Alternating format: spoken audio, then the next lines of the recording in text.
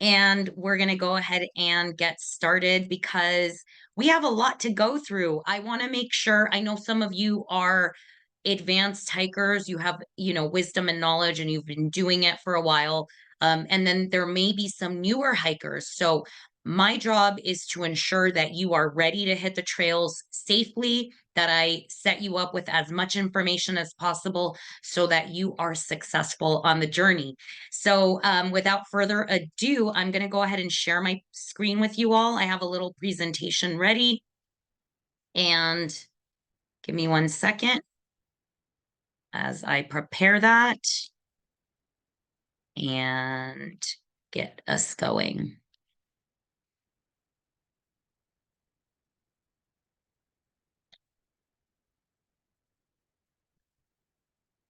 Okay, let me make sure I've got this on.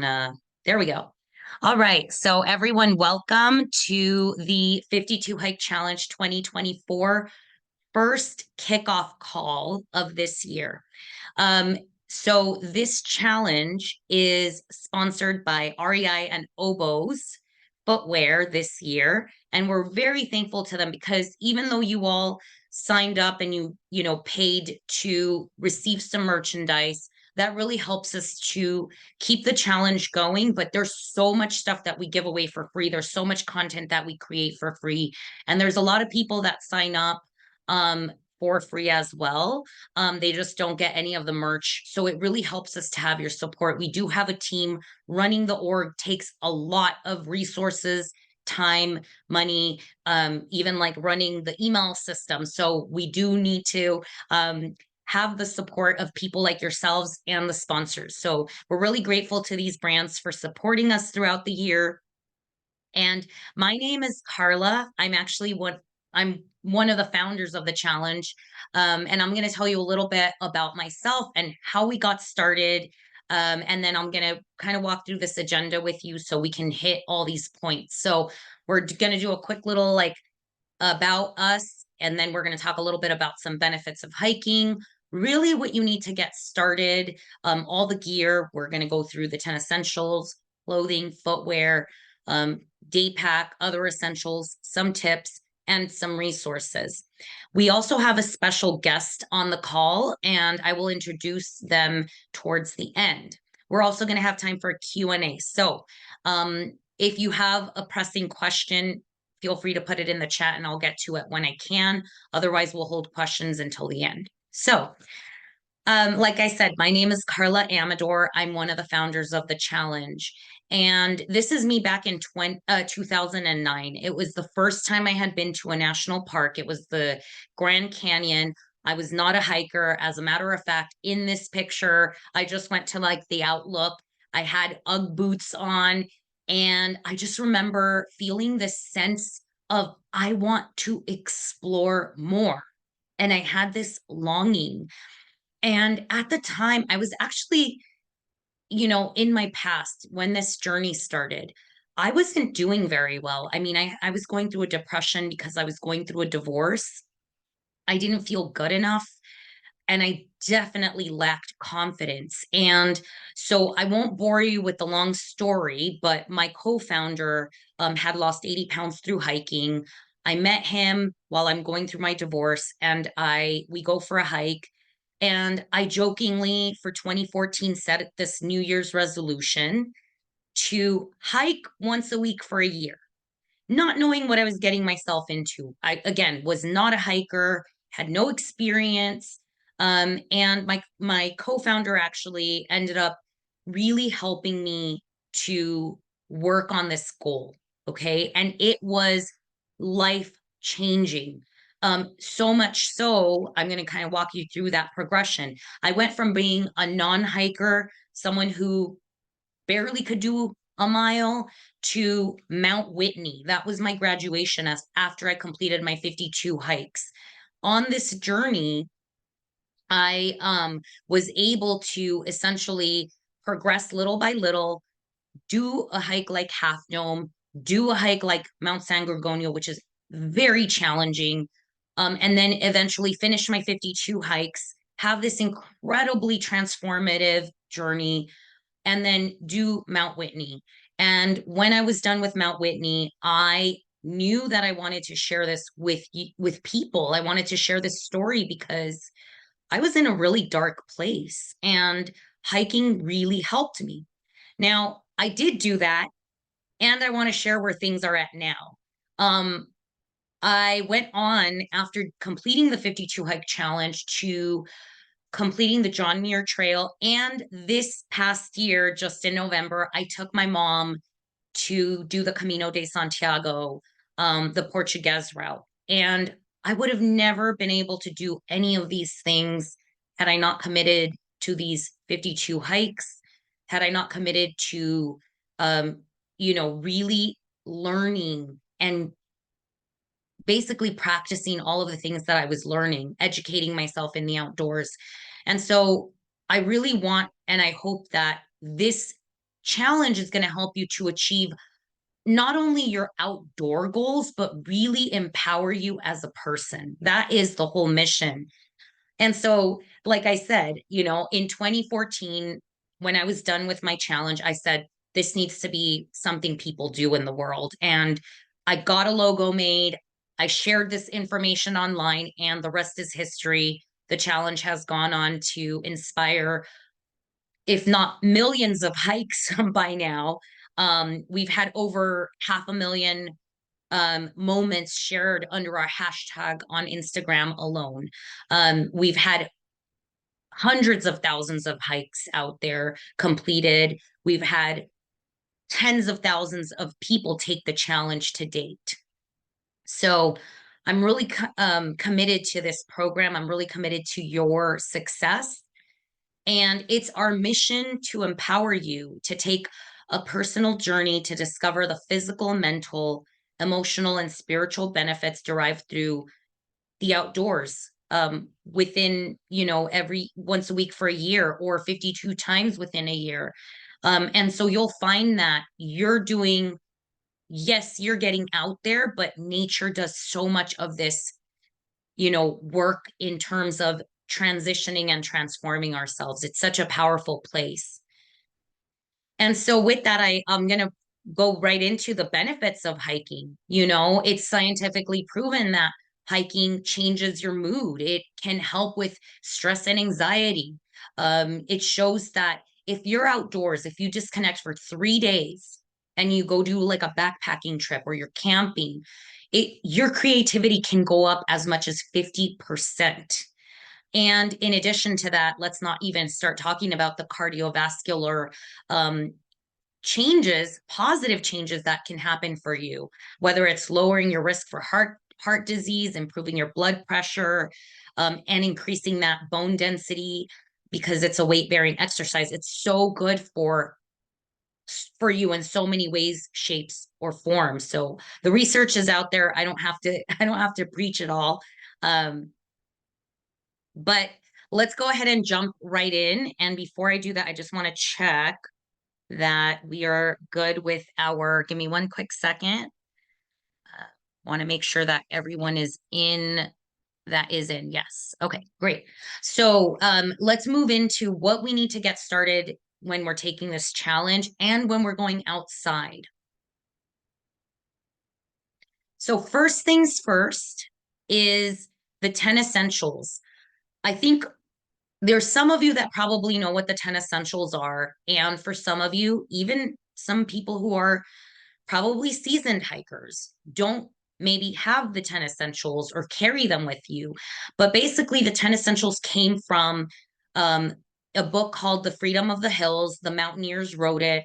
And basically, what their idea is that you always want to carry these 10 items because if you're in the backcountry, something happens. These are the items that will help keep you safe overnight, especially like if you needed to be rescued, and something of that sort. We hope that never happens. That's why we're educating you now. But if you did, these items are going to help keep you safe and at least, in a situation that you have the gear you need to stay out overnight. Okay.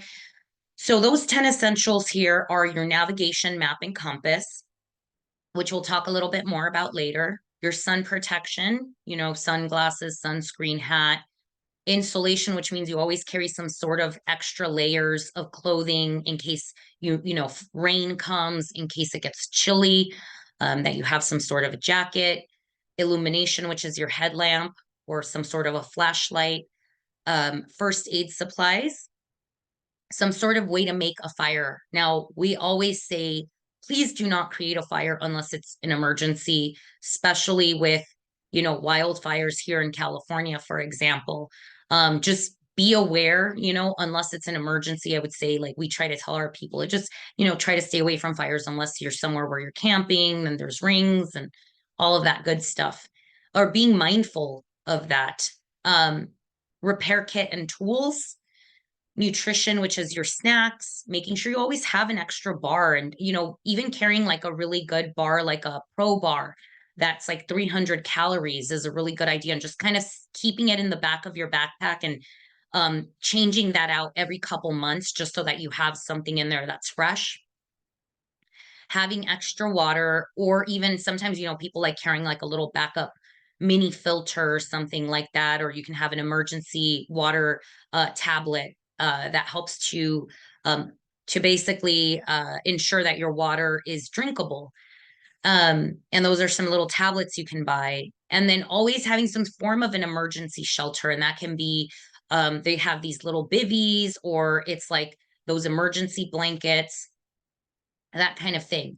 So I just want to say that it's great to have these items, but what's really important is to know how to, for example, know how to create a fire in case of an emergency. So test out your gear, learn how to use, if you're going to have a flint, like knowing how to use that.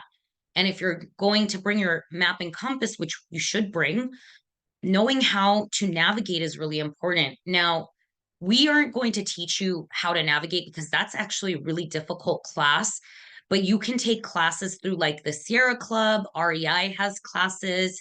So there are going to be a few videos that I'm going to share, and they would be good for you to review. And then also printing these maps before you leave your home, especially if you're going to be in the back country. So we'll talk a little bit more as we go. Just want to clarify what these 10 essentials are. And let's go ahead and move on into some important things. I'm going to be having a little water. But really important, especially right now, it's the winter time. One of the big things you want to do is kind of stay away from cotton. You can wear cotton in the summertime, but during the winter, you really want to stick to clothing that is breathable, that's warm. So cotton retains moisture, and if you were in a situation where you're in the snow or you are in rain and you're wearing cotton, you can cause things like hypothermia. So, just in general, stay away from cotton materials when it comes to your hiking clothing. Which leads me to what you want to wear, which is a layering system. And we're really going to get into it, but basically, a layering system allows you to take pieces of clothing off as you're hiking, as you're on your journey. So if you get cold, you can put more on. If you're hot, you can take them off. So this is an example of what that looks like. As you can see, he has his puffy on top, a mid layer, which is a fleece. We're going to talk about that. And then he has his base layers on. Okay, so usually when you're going to get your gear together, and again, I'm going to kind of make this an all season presentation because it is wintertime. So you definitely want to stick for ladies, and you are probably going to want to wear some sort of a sports bra, some sort of moisture wicking underwear. Um, Also, again, really important to wear synthetic materials, things that are quick dry. So here are some examples of that. And then for men, having again something similar, like we really like these ex officio moisture wicking boxers here. So you're going to start off with your base layers there. And then again, if you're in an area that's really cold during this winter time, snow, like for example, I now live in New Mexico. It gets really cold in the winter, and I'm going to be hiking in the snow a lot. So I always put my base layer clothing on, which is like this, usually a merino wool sort of a undershirt, and then I wear my leggings, pants, for underneath my actual top layer pants. So here's an example of what those look like. And long, you can call them long johns, whatever you're more comfortable with, but this is usually not going to be something you're going to wear during spring, summer or fall. This is more of winter time. Usually for the summer, spring, fall, you'll probably just wear your underwear layers. So these are just some examples so you have an idea as you're thinking about what you need for your hikes. And then we're going to get into a little bit of the clothing that you're going to want to eventually wear. I mean, you don't have to start off with these items. This is kind of like a beginning, um, you know, this is as you're continuing on. Like, I think having these kinds of hiking type pants is really nice. I like them because, if you're brushing up against bushes, usually things don't, poke you. Whereas when I wear things like, those yoga pants, it just, I definitely, they wear out faster. I get poked easier. So I've noticed a big difference in these. I pretty much only wear these technical type pants. I really like these convertible pants because then you can wear them both during, winter and then transition into shorts if it's really hot on a summer day. So I'm a big believer in these kinds of convertible pants. And then here are some examples of, some basic shirts. You can go for some moisture wicking materials. Doesn't have to be this traditional type of a shirt, but it's kind of nice because these have vents in them. You can roll up the sleeves. And again, just more technical, has usually these shirts have SPF.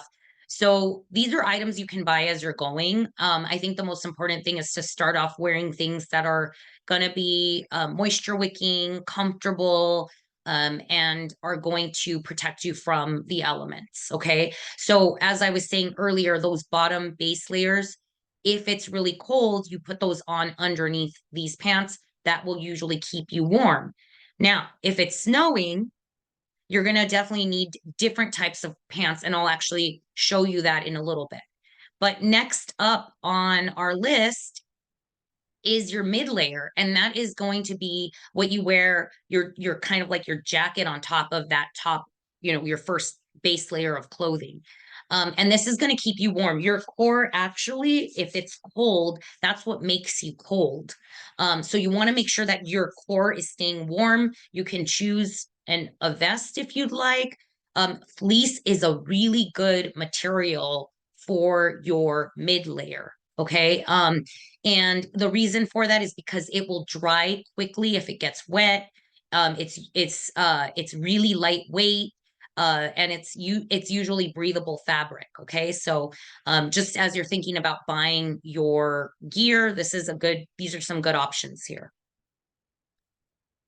Okay, going back to a little bit backwards now, I want to talk to you a little bit about shell and then show you some images for some pant options if you are hiking in snow. So these are some soft shell pants here, and then these are like some kind of like waterproof, rainproof snow pants examples. And some of like the soft shell isn't Gore-Tex, but I believe these pants are Gore-Tex. So this is a material that allows for like as you are sweating, it allows the vapor to escape the material. So you're not drenched in that, moisture from, because it does get hot even in the snow. As you're, hiking along, you'll start noticing you'll be like, oh my gosh, I'm getting really hot. So you want to look for these kinds of materials. So this is, like I said, you'll put your base layer on. You'll have to decide what kind of pants do I need for the weather that I'm setting out in.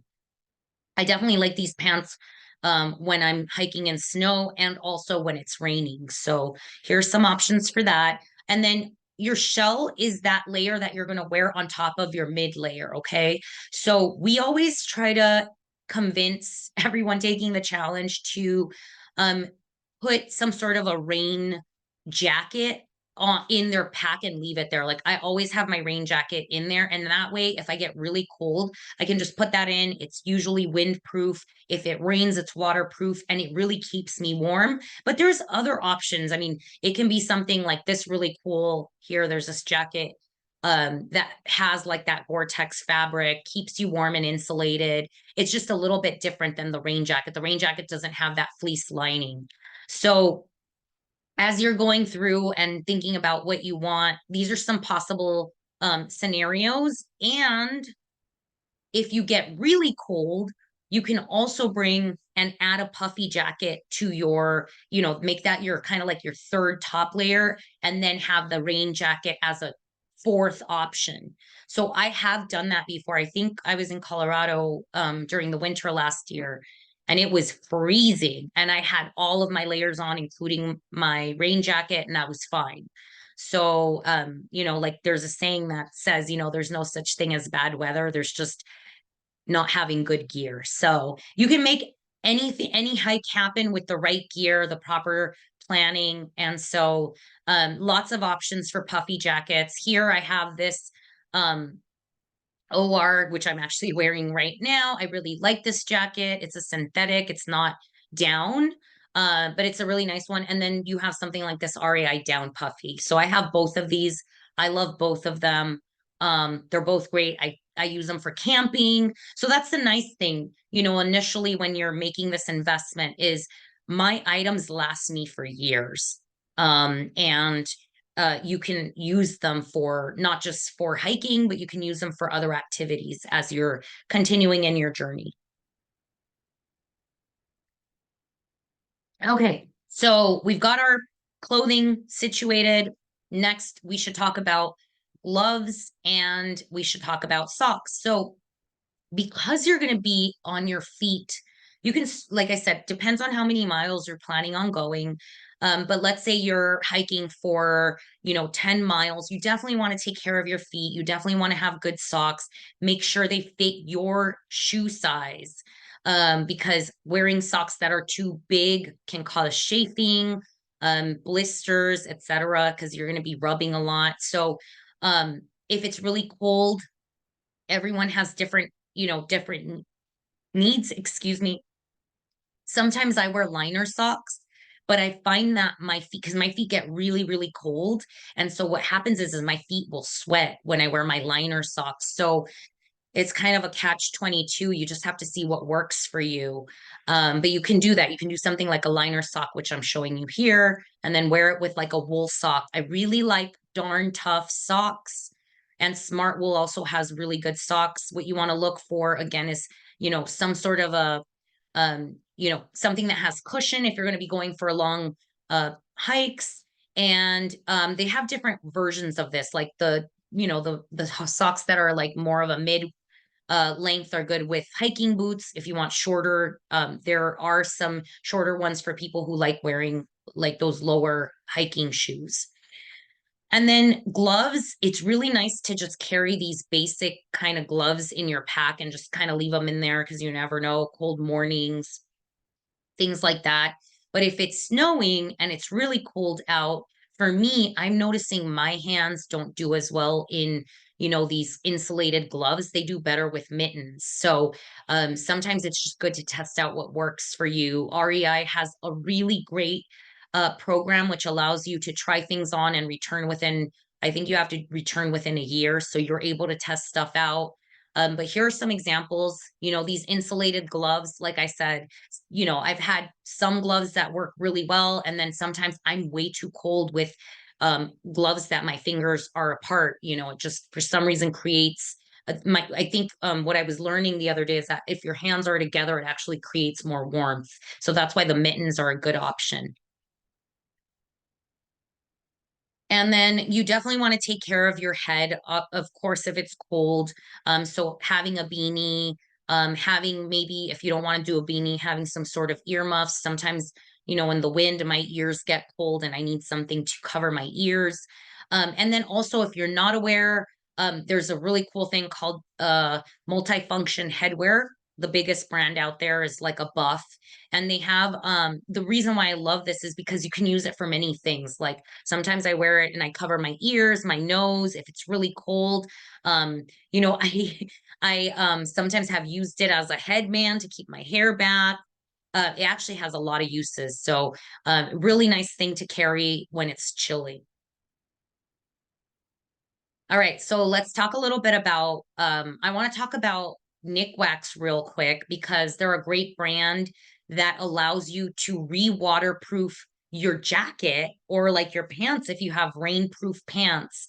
Because after a while, the waterproof material, it's called DWR, durable water repellency, it goes away from, you know, your gear. Like if you, let's just say this was a rain jacket and I'm wearing it for a year and I'm taking it on my hikes and I'm taking it out. Every time my hands touch it, those oils are actually penetrating that DWR.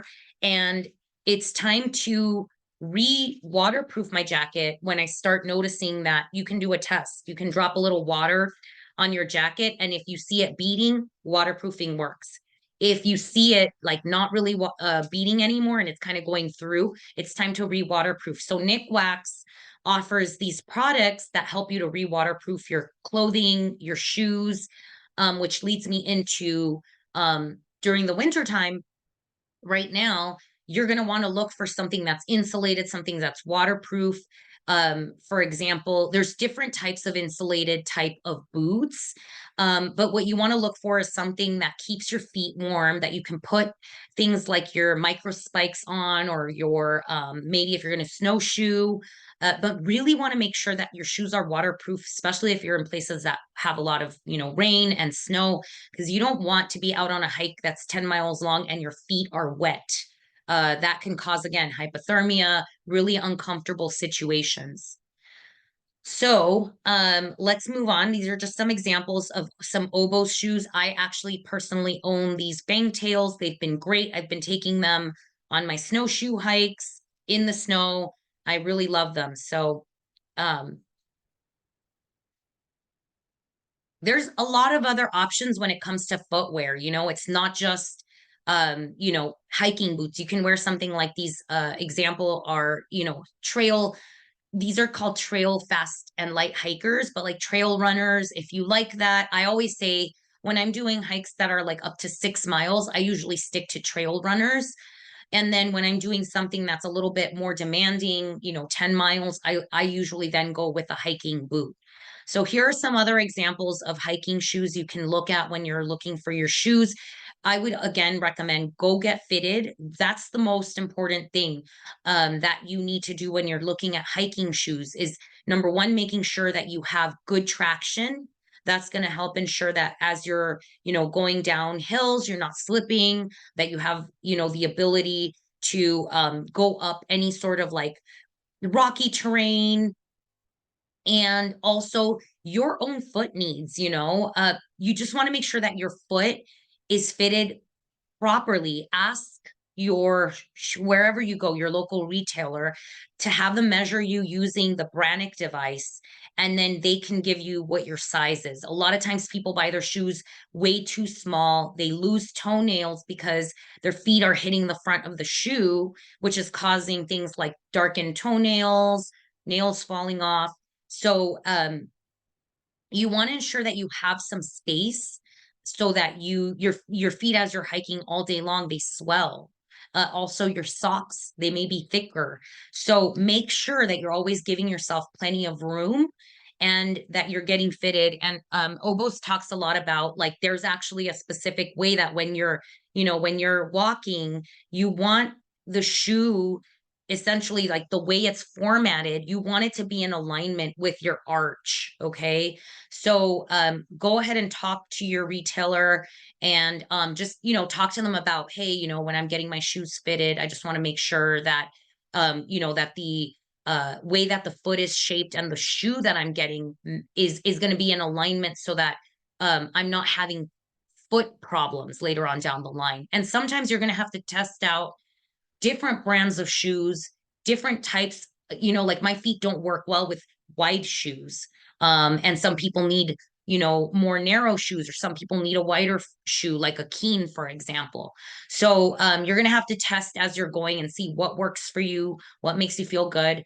If you have ankle injuries, I tend to sometimes twist my foot. I tend to go more with a boot when I'm, like I said, doing something that's going to be longer, when I'm backpacking, things of that sort. So because we're talking about the winter time, it's really, really important that if you're going to be hiking in any sort of snow conditions, that you carry some sort of traction device. So we work with um, Katula, and they basically offer these traction devices. They're called microspikes. And when you're hiking in snow, specifically when it gets into icy patches, this will help so you don't slip and fall. Even myself, like I have tons of experience. I was on the trail the other day. I was wearing snowshoes. I literally took them off as I'm getting ready to exit the trail, and I have a little slip. And, I'm just thinking to myself, like, wow, like that is really dangerous. And I mean, I know better, but I just was like, okay, I'm right at the end of the trail. My snowshoes were no longer going to work. And it's just like in a second, you can have a slip. So be mindful. Um, I'm newer to hiking conditions in the snow. Living in Southern California my whole life, I rarely needed to use these. So I'm really just carrying them from now on and going to just put them on, just be on the safe side. You'll usually want to do snowshoes when it's like a lot more snow, when there's been a heavy snow. And here's an example of the ones I have. I use these MSR ones. They're great. If you have a lot of snow, you can go do a snowshoe hike. Just again, really want you to be careful out there.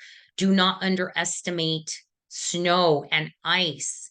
And carry these if you're going to go out into the snow, especially the micro spikes. And you'll know if you need snowshoes, for example, you'll start what's called um uh I'm drawing a blank right now.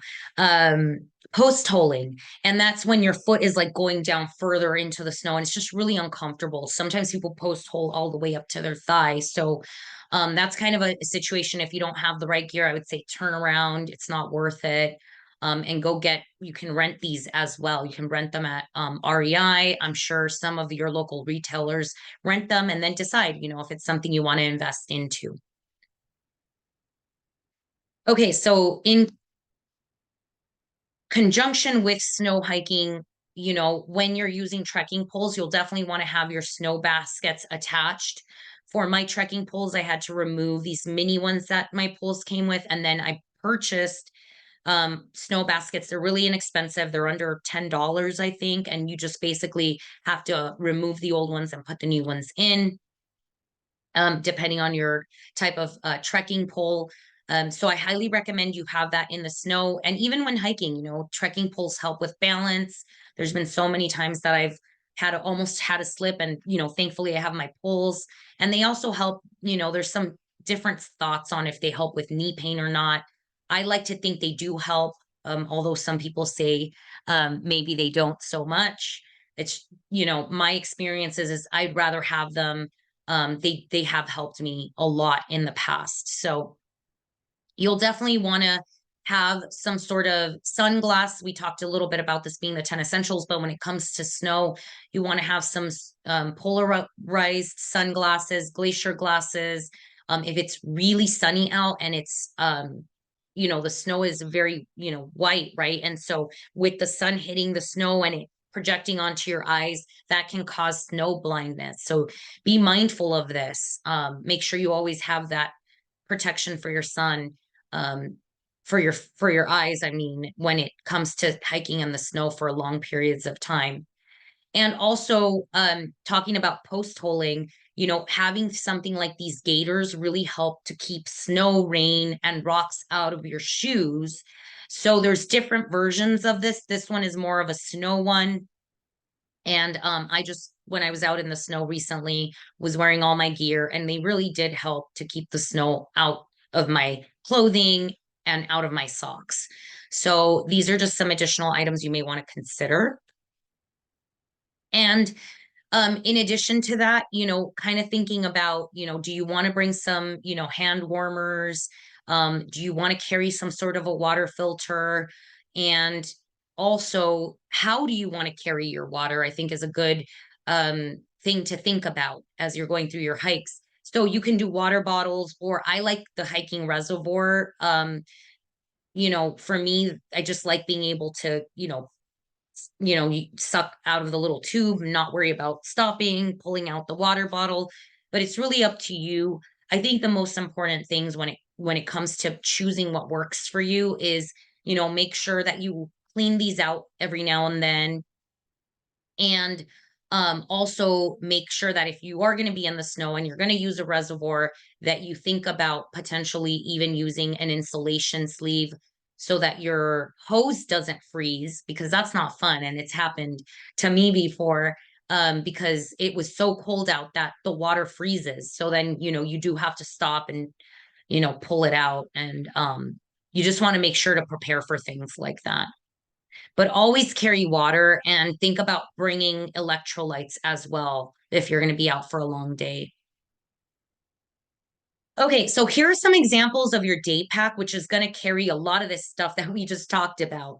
So, depending on the weather, depending on what you're doing, I can go with like a smaller flash pack like this, or I go with like a bigger one if I'm going to be doing something like with snow and I need to have my snowshoes and attach them here. So, this one is like a 40-liter pack, and this one's a 20-liter pack. So you can see it's a lot of it's a bigger difference. So I'll usually use something like this when it's like summertime. I'm just packing, I'm doing like a 5 mile hike. I might be packing a lunch, lighter items in there, and then something like a 40-liter. I find that anything above like 25 and up, like usually is okay for a starting point for a smaller pack. And then again, this 40 is really good for people who are going to be up in the snow.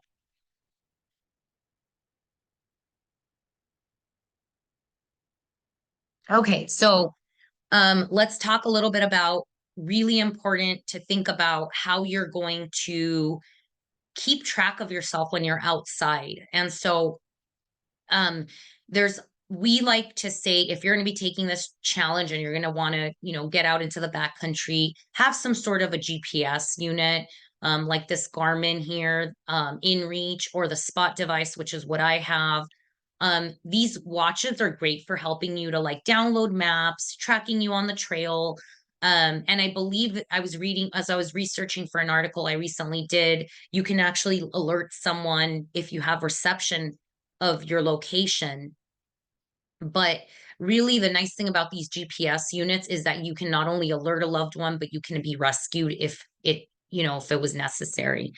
Also, we really like to talk a lot about like AllTrails. AllTrails is a really great um, app that you can use. We have a great video on our website where you can learn how to use it. It allows you to download the map if you're going to be out in the backcountry without reception, so you have access to your map. It tracks you. But the downside of this is that it is on your phone. If you're in an emergency, you don't have reception, you may not be able to alert someone of where you are. And also things can happen, right? Like your phone could die, you could lose, you lose your phone. And that's why we say, as you're taking this challenge, please invest into some sort of navigation class that teaches you how to use an actual map and compass so that if you're ever lost, you can be found and you can find your way back to the trail, especially in the wintertime, in the snow. The trails change. There may have been a trail there, but because there's snow, you don't see the trail. So there's a couple of links here. I'll add them to the chat later on. And they're just some information on how to read a topo map and how to use a compass by REI. They're really great starting points, but it's still really important to take a class. I've taken the class many times and still find that I can never learn enough, and that it's really important to keep practicing, because, if you don't use it, you lose it, so to speak. So really briefly, it's going to be up to you to bring whatever snacks make you feel good, whatever you like. But again, making sure that if you're going to be out in the winter time, that you test out your snacks in the freezer, see how they do, because there's nothing worse than pulling out a Cliff Bar in the winter and like realizing it's frozen. So sometimes things you can do is cut snacks into little pieces, put it inside of your pockets to keep the snacks warm, or bring snacks that are not going to freeze when it's cold. And then also when it's cold, you can bring things like tea in a thermos, keep your Nalgene in an insulated sort of holder. But also when it comes to 3 season hiking, you can get super creative with your snacks. So have fun with it. Pack your lunch the day before, make it fun when you're out there. Okay, so some quick tips. You want to stay on established trails. For sure. Try not to go and cut trails or go on social trails.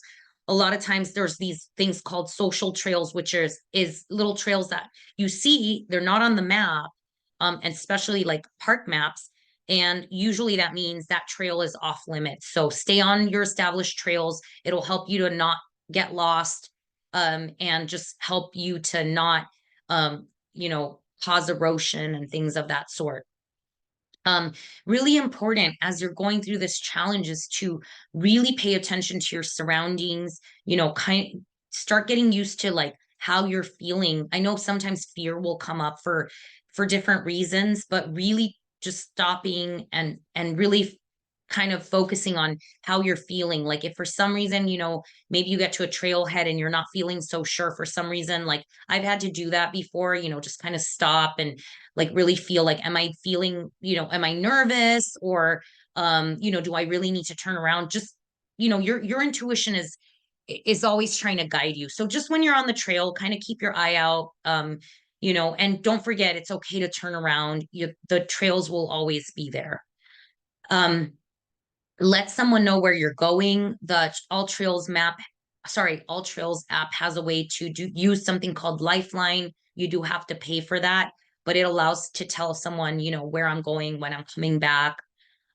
Using that GPS we talked about, making sure that before you head out, that you've done your research, you've downloaded your map, maybe you've called the ranger station to make sure that the road to the trailhead is open, made sure that you checked with that local park to make sure that the trails aren't closed. Here in Orange County, when it rains, the trails close for up to 3 days after rain. So the last thing you want is to get to the trail and then it's like you can't come, right? So you can really solve a lot of those issues by researching before. It's also one of the 7 principles of leave no trace. It's, making sure that you prepare and plan before you go. So really important.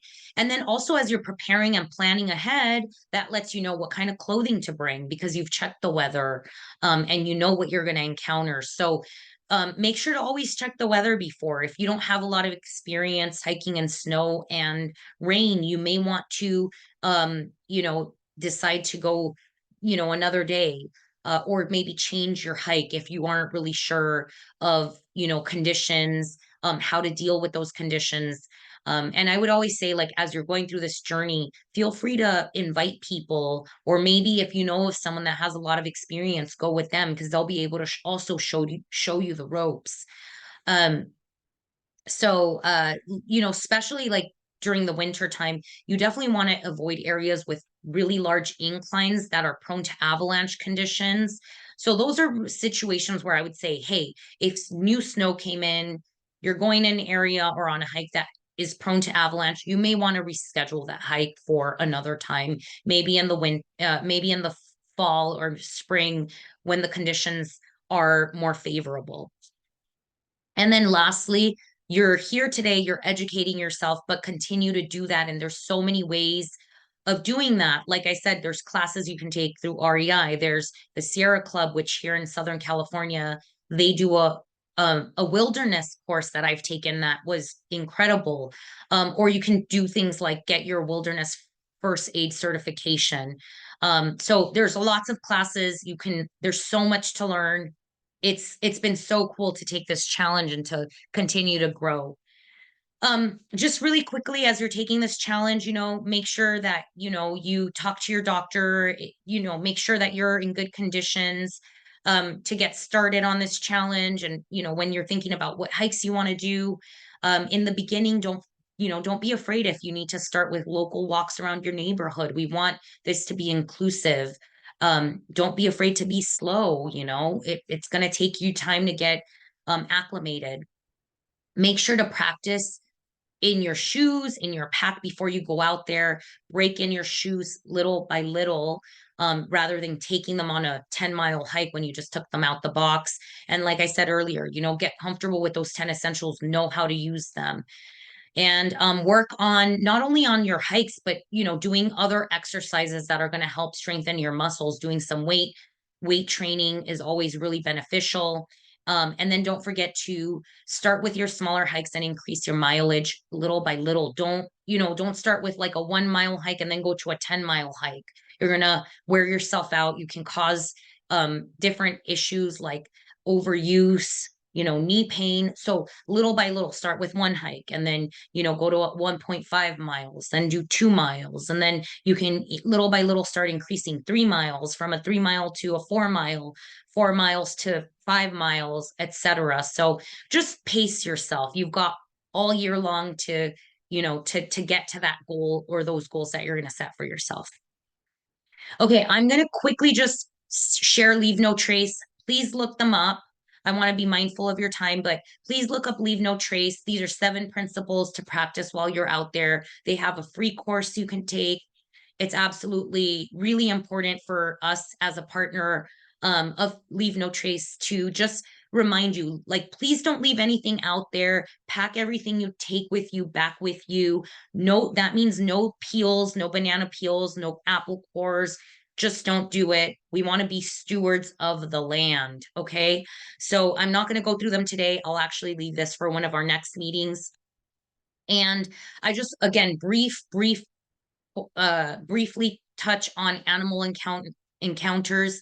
The best thing you can do is research where you're going, find out what kind of animals are out there, and then look up online, what to do in case you encounter, let's just say, snakes.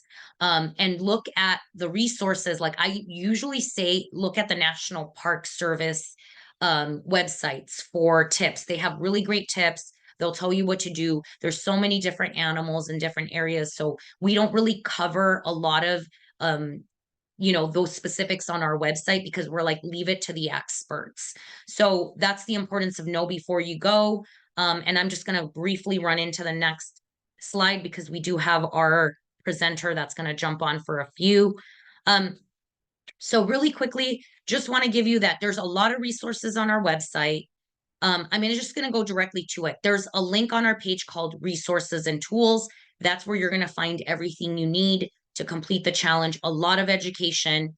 We even have a whole hiker education page, and that will really walk you through a lot of what I walked you through today. And there's a way of tracking your hikes. We have logs you can download. All of that is found on our website under resources. Also, there's a place where you can try to find local hiking groups. There's a list if you go to local hiking groups, and we have Facebook chapters.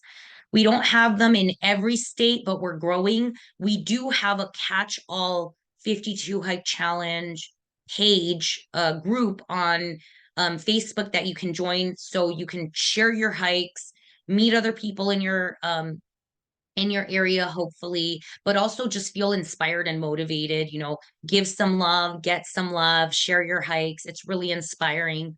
So I highly recommend you check that out. Again, all this information is in the resources. Okay, so without further ado, some steps to succeeding. Setting your goal. We're going to have Make-A-Wish talk about their Trailblaze challenge. You can set a goal like Kilimanjaro. I'm taking a group up, a 52 group, in February.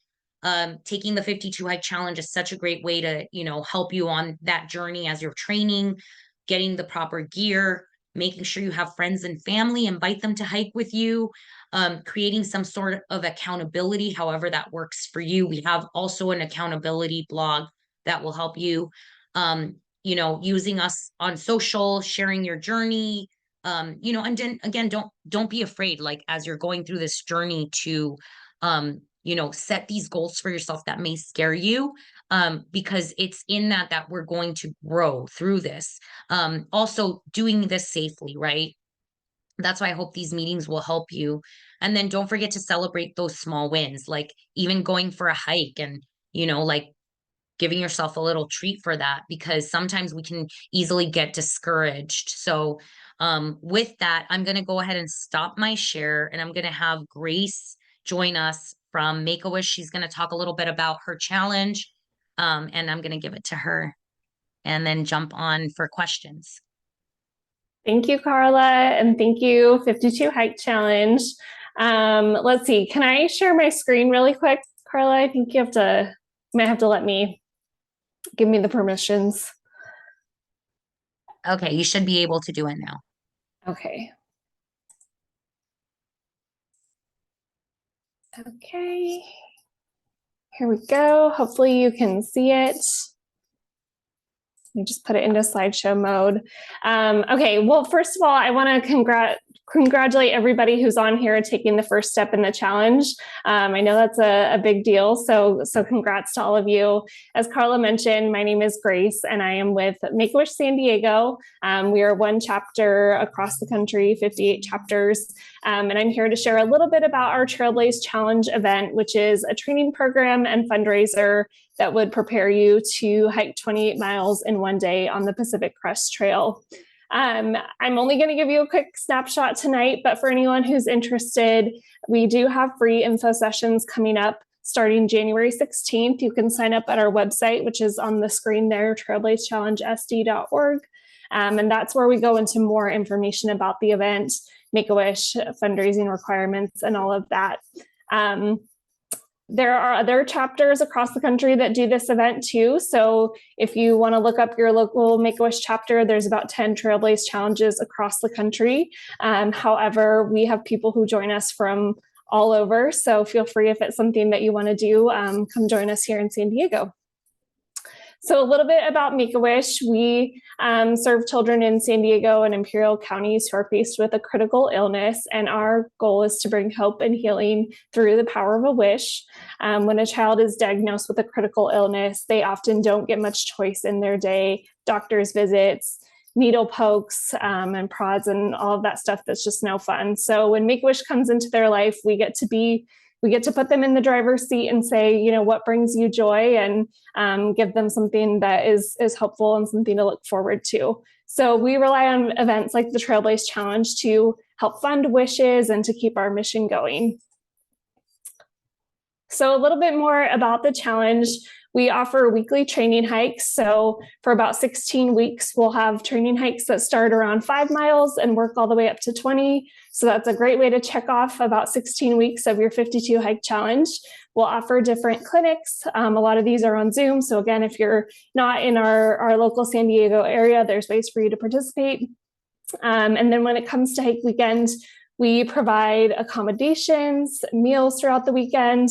We get you to and from the trailhead. And I don't think I mentioned too, the hikes all take place on the Pacific Crest Trail. So for anyone who is maybe not familiar, that's the trail that starts at the Mexico-California border and goes all the way up to the Washington-Canada border. So you're just hiking a short 28-mile section of that. We also offer trail support and aid stations during the hike, as well as support from hike leaders, Make-A-Wish staff, and we have lots of fun swag too. So our 2024 dates, we have 3 hike weekends. You can see those on the screen here. And on each of those, the hike day is on the Saturday only. So it is one day for the 28 miles. And as I mentioned, all on the Pacific Crest Trail. We talk a lot more about each of these experiences during the info session, so highly encourage you to sign up for one of those. Again, there's our website there. Our training program does begin on February 3rd, so you've got a little bit of time to kind of think about it, but I would hope to see you at one of the info sessions. Again, this is just a way to, you know, kind of have that extra layer of support and community during your 52 hike challenge, while also giving back and, like Carla said, continuing to challenge yourself and set that extra goal. So my contact info is also at the website, so feel free to reach out. I'd love to connect with you. And again, thank you, Carla, for giving us this platform. We really appreciate partnering with you and all that you do to support Make-A-Wish. Thank you so much, Grace. We really appreciate you. Okay, cool. Well, let's go ahead and jump into quick chat. Let's see. Oh, okay. I think she had to jump off. She had a question about the chapters. So yeah, if you go to our website, under 52hikechallenge.com resources, it's called local groups. And then you can drop down in there and you'll see the information for the chapter pages, and all of that. So, if you all, it's 6. So, usually the first meeting goes a little bit later. This one was more of an informational, just to make sure you're ready to go for your hikes. Does anyone want to have any questions about what we've gone through so far, or have anything that they want to add? I want to open it up for questions, and feel free to add it to the chat as well.